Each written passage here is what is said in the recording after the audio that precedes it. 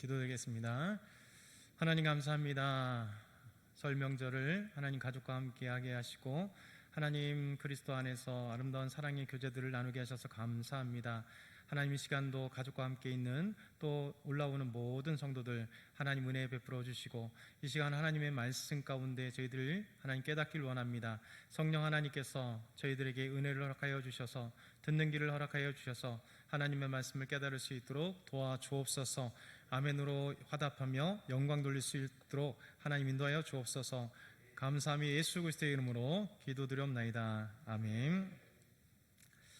25시의 작가 루마니아의 게오르기라고 하는 분이 이렇게 말씀했습니다. 나는 이 시대에 잠수함의 토끼가 되고 싶다라고 했습니다. 왜 잠수함의 토끼가 되고 싶을까요? 이 잠수함이 만들어진 초기에 산소 측정 기기가 별로 발달되지 않았습니다. 그래서 잠수함이 이제 수면 아래로 들어가서 바다 깊이 들어가면 많은 승조원과 함께 이 잠수함이 함께 쭉 가죠. 그런데 문제는 그 잠수함에 산소가 공기가 얼마나 있는지를 알 수 없는 것입니다. 그래서 가다가 사람들이 이 공기가 희박해진 것을 느낄 그때는 이미 늦은 겁니다. 그래서 잠수함에 있는 많은 승조원들이 처음 잠수함 때 초창기 때는 이 산소 공급 때문에 여의치 못했고 많은 죽음을 당했고 괴로웠다고 합니다. 그러면서 이제 토끼라고 하는 것을 알게 되었습니다. 이 토끼가 이 공기에 상당히 민감하다는 사실을 알게 됐고 이제 잠수함 초기에는 모든 이 잠수함에는 들어가기 전에 토끼를 태웠다 그래요. 그래서 토끼가 영향을 받는 것, 괴로워하고 힘들면 우리 잠수함에는 공기가 산소가 부족하구나 라는 사실을 깨닫게 된 겁니다. 그래서 토끼의 이상 징후를 보면 잠수함이 수면 위로 부상해서 다시 이제 산소를 채우고 공기를 채우고 다시 내려갔습니다. 그래서 게오르그가 그것을 얘기하는 것이죠. 자기는 이 시대에 경종을 울리는 사람, 시대에 민감한 사람, 무엇이 잘못되었으면 그거에 대해서 알려주는 잠수함의 토끼가 되고 싶다라고 그렇게 이야기를 했습니다. 여러분, 저와 여러분이 이 시대에 잠수함의 토끼가 되어야 됩니다. 왜냐하면 이 시대가 어떤 시대인가를 알게 되면 우린 하나님의 잠수함의 토끼가 될 수밖에 없는 것이죠. 여러분, 이 시대에 어떤 시대일까요? 이 시대는 아마도 죄악으로 어두워진 시대입니다. 그렇기 때문에 우리가 잠수함의 토끼가 되어서 이 시대, 죄로 어두워진 이 시대에 예수 그리스도의 밝은 빛으로 비춰주는 잠수함의 토끼가 되어야 되는 것이죠. 또한 영적으로 죽어가는 세대 아니에요? 영혼으로 죽어가는 시대, 그리고 잠든 시대, 우리는 하나님의 잠수함의 토끼가 되어서 이 시대를 복음으로 깨우고 영적인 어두운 사람들에게 일어나게 만드는 그런 잠수함의 토끼가 되어야 되는 겁니다. 이 시대가 또 어떤 시대일까요? 이 시대는 거짓 진리가 마치 진리인 양 그렇게 둔갑해버린 시대입니다. 판을 치고 있는 시대죠. 그래서 수많은 이단들 또 사이비들이 마치 기독교인 양 성경을 가지고 있지만 성경을 자기들 입맛대로 풀고 거짓으로 포장하는 수많은 이단들과 사이비가 판치는 이 거짓 진리의 시대에 우리 그리스도인들조차도 유혹당하는 이 시대, 우리가 바로 잠수함의 토끼가 되어서 정말 하나님의 진리의 빛으로, 하나님의 진리로 이 시대를 깨우는, 유혹당하는 수많은 어둠에 있는 그분들에게 진리인 하나님의 말씀을 선포하고 우리가 지키며 가르치는 저희들이 되길 축원합니다. 또 이 시대는요, 창조와 함께 진화가, 이 진화론이라는 것이 참 100여 년 동안, 사실 알고 보면 100여 년이 넘는, 2000년이 넘는 이론이 진화론입니다. 고대 철학자들이 진화론에 대해서 얘기했고, 가장 과학적으로 한다면 다윈이라고 하는 분이 100여 년 동안 그 이후에 많은 사람들이 하나님의 창조가 아닌 이 세대는 진화에 의해서 우주가, 또 진화에 의해서 생물이, 진화에 의해서 인간이 그렇게 발전됐다라고 이야기합니다. 그래서 수많은 사람들이 이 진화론이 마치 과학인 것처럼, 진리인 것처럼 판치는 시대가 이 시대. 그래서 우리는 하나님의 잠수함의 토끼가 되어서 하나님께서 이 세상을 창조하셨던 이 창조의 말씀이, 창조의 진리가 이 시대의 수많은 사람들에게 다시 경종을 울리는, 진화가 아닌 하나님의 창조가 진리라고 하는 사실을 우리가 전달해야 되는 것이죠. 그래서 우리의 사명은 잠수함의 토끼, 이 시대에 하나님의 잠수함의 토끼가 되어야 되는 겁니다. 성경적으로 한다면 파수꾼이 되어서 수많은 거짓 것들에 우리가 수호를 하고 진리를 수호하며 밝힐 수 있는 그럼 하나님의 파수꾼이 되어야 되는 것이죠. 여러분, 오늘 우리가 어떤 파수를 해야 되는가, 어떤 하나님의 그 잠수함의 토끼가 되어야 되는가, 그것은 창조입니다. 오늘 본문에 우리에게 말씀하신 첫 번째 진리는 하나님은 천지를 창조하셨다라고 하는 것입니다. 우리 다 함께 1절 한번 읽어볼까요? 1절 같이 읽겠습니다. 시작. 태초에 하나님이 천지를 창조하시니라. 여러분, 하나님이 창조하셨다는 이 진리는 가장 위대한 진리예요. 변할 수 없는 진리입니다. 자연 스스로 만들어진 것도 아니고 빅뱅, 큰 것, 어떤 불덩어리가 터져서 이 우주를 만드는 빅뱅 이론도 아닙니다. 오직 하나님께서 이 우주 만물을 창조하셨다. 그래서 하나님은 위대한 창조주 하나님이라는 사실을 우리는 알아야 될 것입니다. 이미 우리는 지난 수요일 날 창조주 하나님에 대해서 말씀으로 알았습니다. 이어서 계속 하나님은 창세기 1장 1절에 이렇게 말씀하고 있어요. 창세기 1장 전체의 제목 아니면 전체 요약, 이것이 창세기 1장 1절의 말씀이죠. 하나님이 천지를 창조하셨다. 그리고 2절부터 보게 되면 6일 동안 하나님이 구체적으로 어떻게 무엇을 창조하셨는지를 계속해서 하루, 이틀, 사흘, 나흘 그 지나가는 과정 속에 하나님의 창조를 구체적으로 기록하고 있습니다. 그러면서 오늘 창세기 1장 1절은 하나님께서 누구신가, 창조주 하나님 누구신가, 이 놀라운 진리를 우리에게 말씀하고 계세요. 창세기 1장 1절 엘로힘 베라시트 바라 엘로힘, 그러니까 하나님은 엘로힘이라고 소개하고 있어요. 하나님이 누구신가, 하나님의 이름이 누구신가, 바로 첫 번째 창세기 1장에 열어졌을 때 하나님 자기 이름을 엘로힘, 하나님이라고 그렇게 소개하고 있습니다. 여러분, 이름이 왜 중요할까요? 성경에는요, 하나님의 이름이 곧 그 자체입니다. 그 존재 자체예요. 하나님이 자기를 소개할 때, 여호와라 소개할 때 여호와의 의미가 하나님 본질 그 자체입니다. 오늘 창세기 1장 1절 하나님은 엘로힘이라고 우리에게 소개하고 있습니다. 이 엘로힘은 엘이라고 하는 하나님 단수의 복수형이에요. 그러면 이상하잖아요. 복수인데 어떻게 하나님이 한 분이신데 하나님들이 돼야 되잖아요. 여러 하나님이 돼야 되잖아요.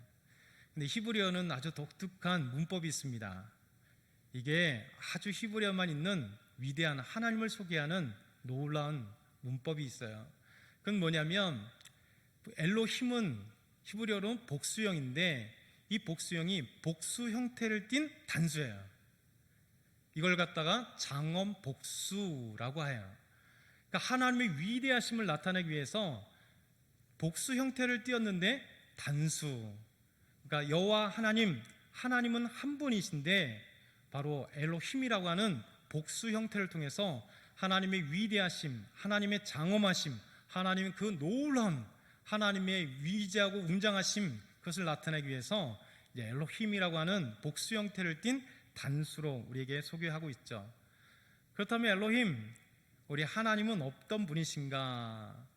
계속해서 성경에는 우리에게 이렇게 말씀하세요. 이 우주 만물을 창조하신 하나님, 그 하나님은 영원한 하나님이다, 이렇게 말씀하십니다. 이사야 43장 6절 말씀 보면 이렇게 말씀하십니다. 같이 한번 읽어볼까요? 시작. 이스라엘 왕인 여호와, 이스라엘의 구원자인 만군의 여호와가 이같이 말하노라. 나는 처음이요 나는 마지막이라. 나 외에 다른 신이 없느니라. 하나님은 자기를 소개할 때 뭐라고 얘기했냐면 나는 처음이고 마지막이다.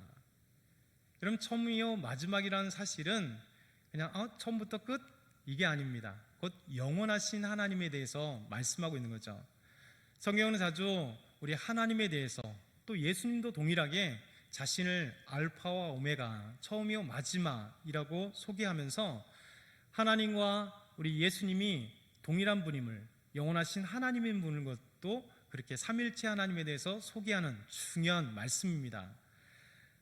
요한계시록 1장 8절에도 하나님이 이렇게 말씀하세요. 주 하나님이 이르시되 나는 알파와 오메가라. 이제도 있고 전에도 있었고 장차 올 자여 전능하신 자라 하시더라. 우리 하나님이 뭐라 말씀하시냐면 나는 알파와 오메가다. 그리스도 알파벳 첫 번째 마지막 번. 그래서 알파와 오메가라고 하는 것은 나는 처음이요 마지막 영원하신 하나님이다 라고 말씀하고 계시는 거죠.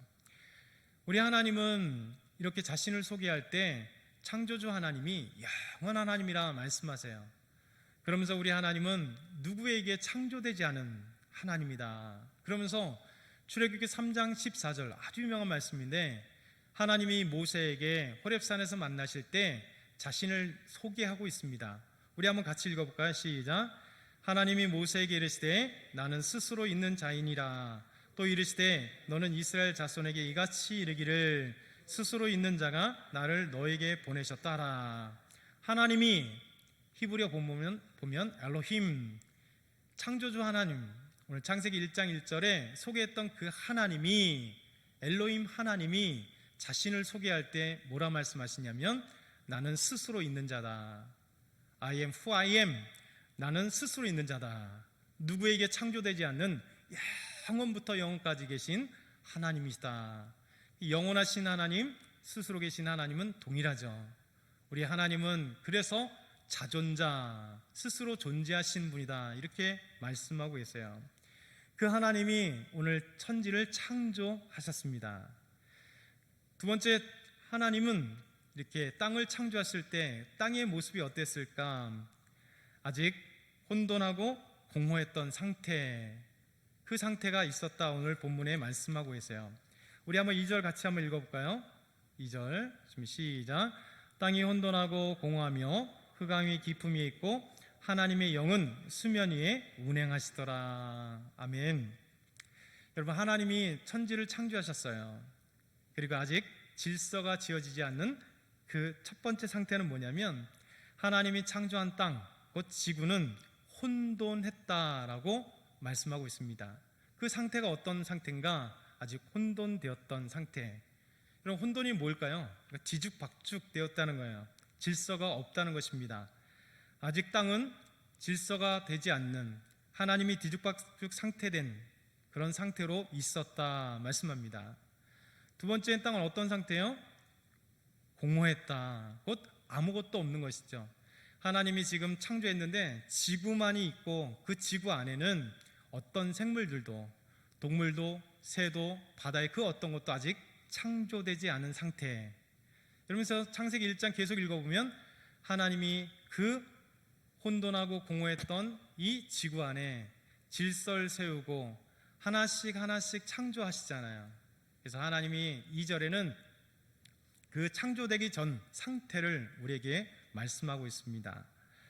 그러면서 땅은 또 흑암이 가득했다라고 해요. 흑암이 뭘까요? 어둠이 있죠.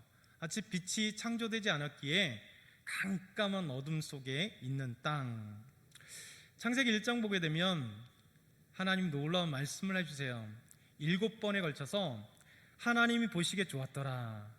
그러니까 하나님 말씀하시고 창조하시고 이루신 상태, 그리고 하나님 보시기에 좋았더라, 하나님 보시기에 좋았더라, 하나님 보시기에 좋았더라, 하나님 보시기에 좋았더라, 하나님 보시기에 좋았더라, 하나님 보시기에 좋았더라, 하나님이 보시기에 심히 좋았더라. 이렇게 7번이나 말씀하고 계세요.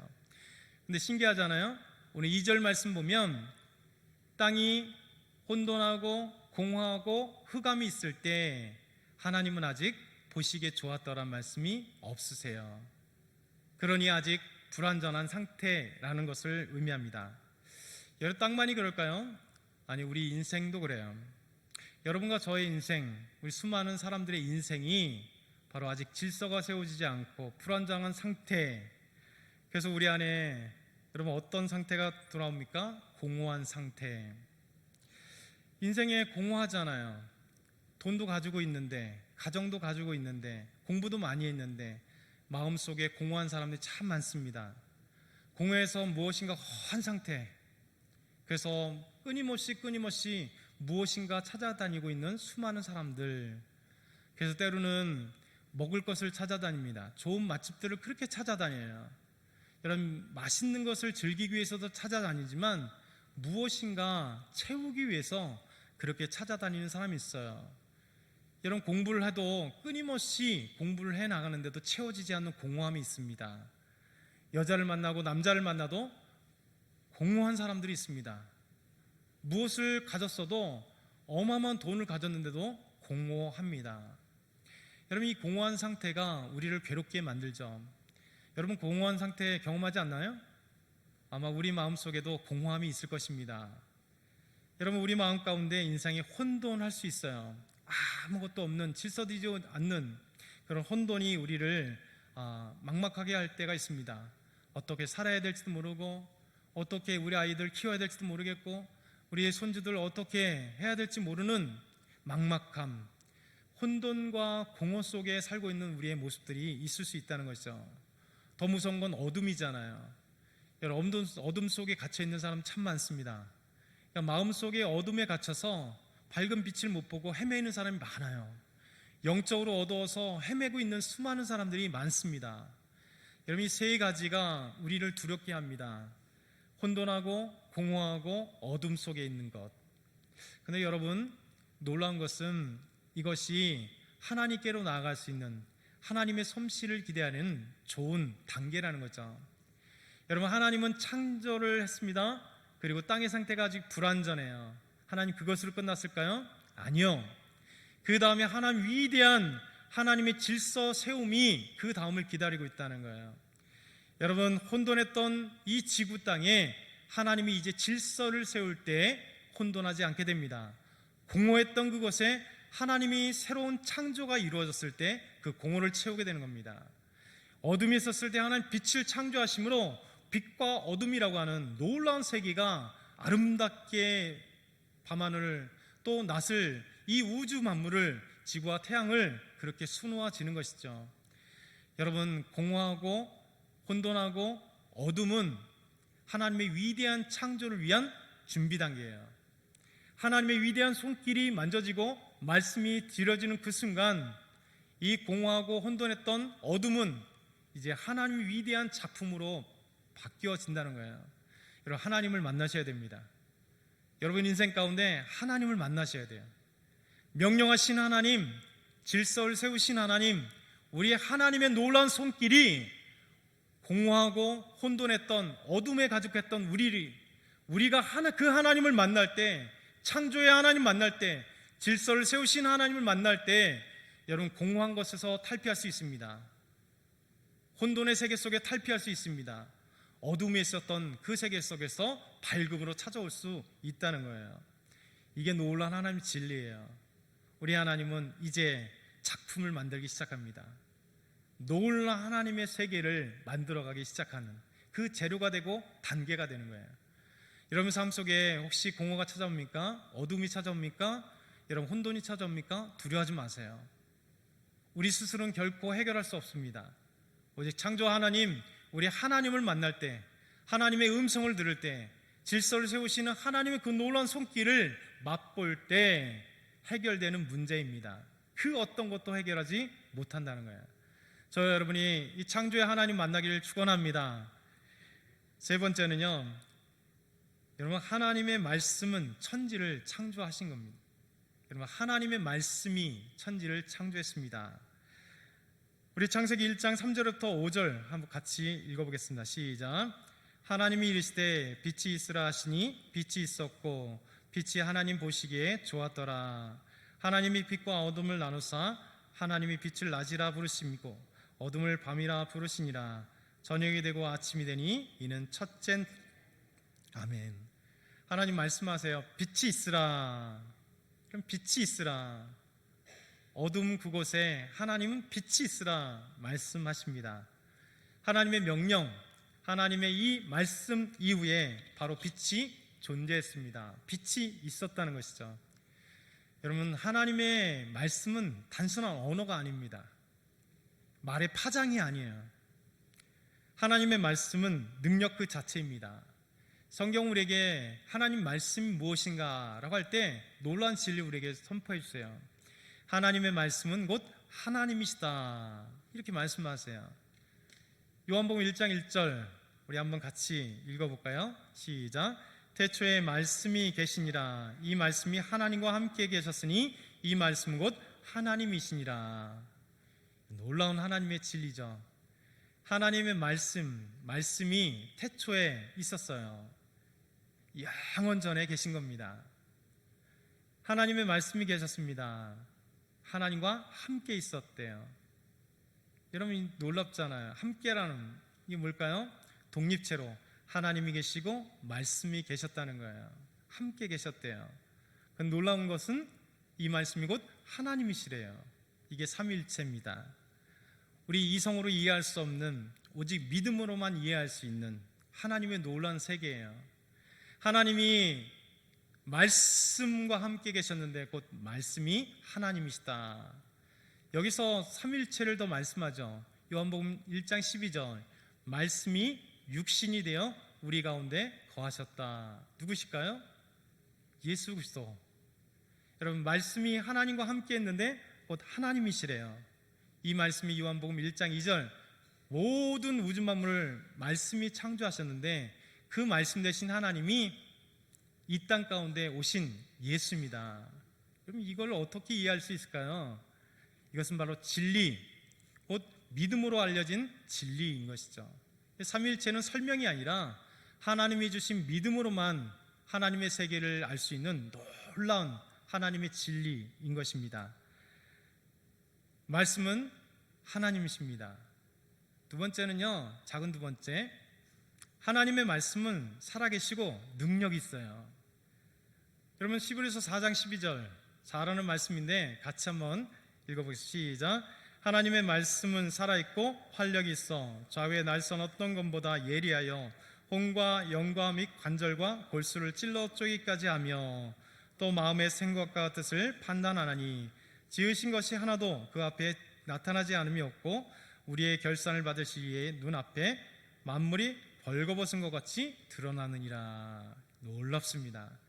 여러분, 하나님의 말씀은 그냥 글로 기록된 것도 아니고 언어로 끝나는 게 아니에요. 하나님의 말씀은 살아있고 활력이 있어 좌우의 날선 어떤 것보다 예리해서 우리의 혼과 영과 관절과 및 골수를 찔러 쪼개기까지 합니다. 그리고 하나님의 말씀이 우리의 마음과 생각을 감찰하세요. 다 보고 계신다는 겁니다. 그 앞에 나타나지 않은 것이 하나도 없다라고 말씀하고 계신 거죠.